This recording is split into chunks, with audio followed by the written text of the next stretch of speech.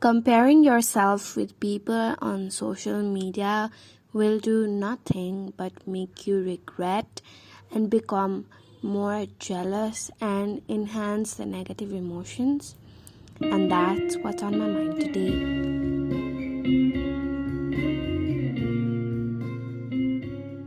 Hi everybody. Good morning. How are you? I have lost count of the name of, let's say, the number of episodes I've done. I don't know which episode is this. Don't ask me, firstly. And secondly, I am so glad that you're here. Grateful. Today is 1st June. I started my day. I think the universe literally tried to wake me up today. I got a dream where someone was telling me you need to get your shit together, or you cannot keep blaming somebody and stuff like that. And I was on the verge of crying while I was waking up. I woke up at 5ish, 5:30 or 5ish, in between. And since then I have been awake and I'm trying to keep myself together. So yeah, welcome to the episode. I was thinking I should change the name of my podcast on my mind, just because okay, I don't know how to say this in the best way, but a really big YouTuber named Eva Jules, who I love, actually has the same name on my mind with Eva Jules, her podcast, and it kind of makes me feel a little insecure because people are gonna search up her podcast, and then even if they search on my mind, it will be her podcast will always come first because she has more reach and all of that. And it makes me I don't want to be a second option, although I created this podcast first. I don't know, I just feel weird. Do let me know what you think about it though. And yeah, let's dive into today's topic. Maybe I am just comparing myself yet again with Eva. That could have happened because the topic of today's episode is comparison. And comparison, oh my god, it's something that is so negative.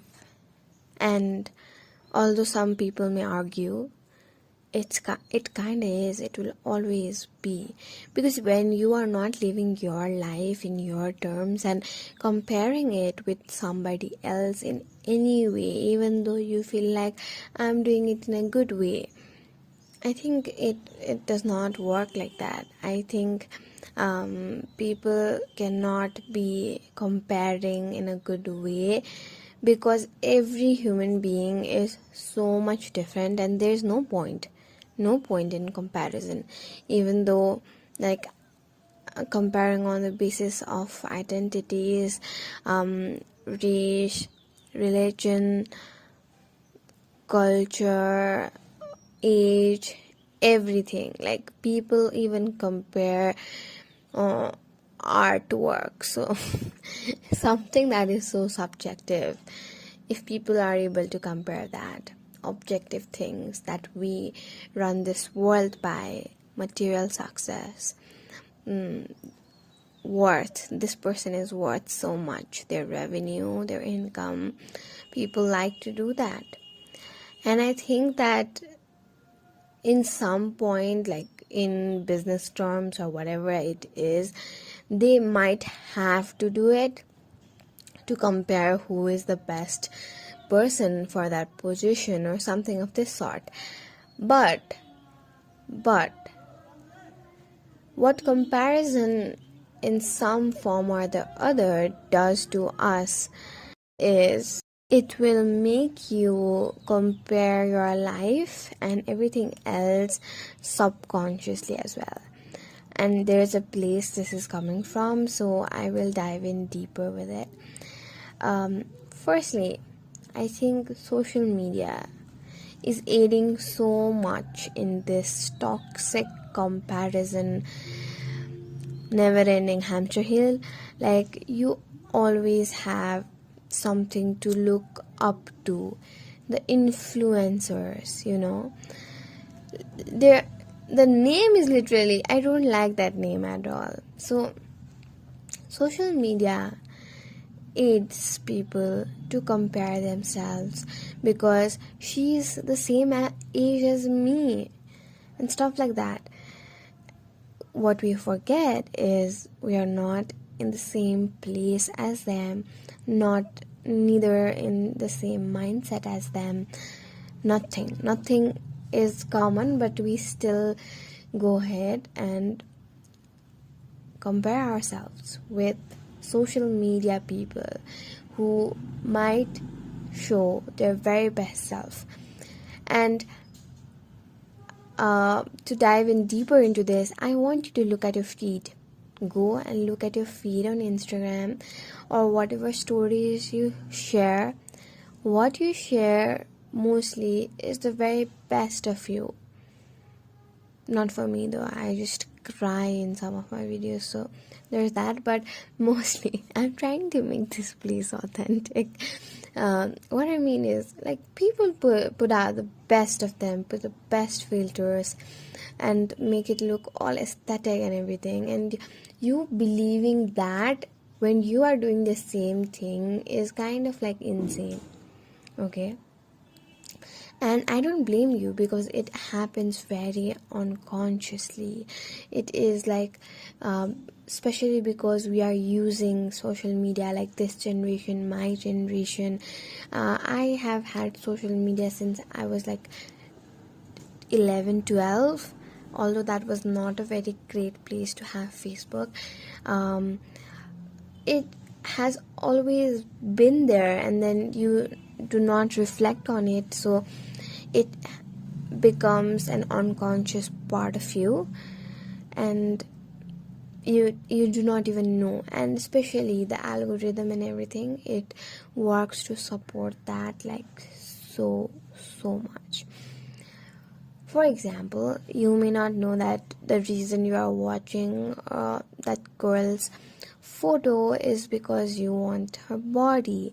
You want like something that is part of it. Like, whenever I look at, okay, I'm not bashing anybody, I really like the content creators I follow, but sometimes they bring out the worst in me. Whenever I see Komal Pandey's, I love her, okay? Komal Pandey on Instagram, like her flat, what do you say, belly? I don't know what we say. Like, she has such a flat stomach, and all that kind of makes me want to have it and compare myself because I look like a potato and that kind of needs to be analyzed. You need to go journal about it, or like talk to someone about it, or like just think, why do I like this person, or why do I follow her or something, and then you come to know that what's happening unconsciously in your brain, like what it is actually thinking. And the threat of this comparison is actually, we look at ourselves like we are losers. Just because I have a different body than someone out there on the internet, I feel threatened. I feel like I'm not doing enough. I need to do this flat tummy workout or something. It makes us indulge in some kind of actions leading to the consequence, and the consequence is you are trying to create the same body or same attitude, like something from the person. And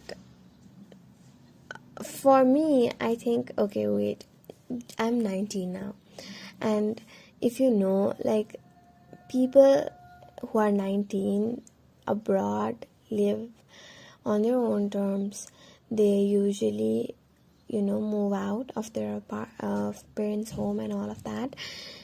And I don't know where it came from, but I continue to compare myself with Billie Eilish and Olivia Rodrigo. And although I have nothing, like, except my age, nothing in common, I always used to think, like, they are 19, they are literally millionaires, and I am in this state of life. And I feel like, what are you thinking? So I hope you got the idea of comparison I was talking about. Now let's dive in deeper into how to stop comparing. I think the first step is you need to acknowledge that you are where you should be in life, and because of that, it will keep you, like, grounded. You need to trust the timing of your life. Some people take longer time to reach where they are, and it's okay.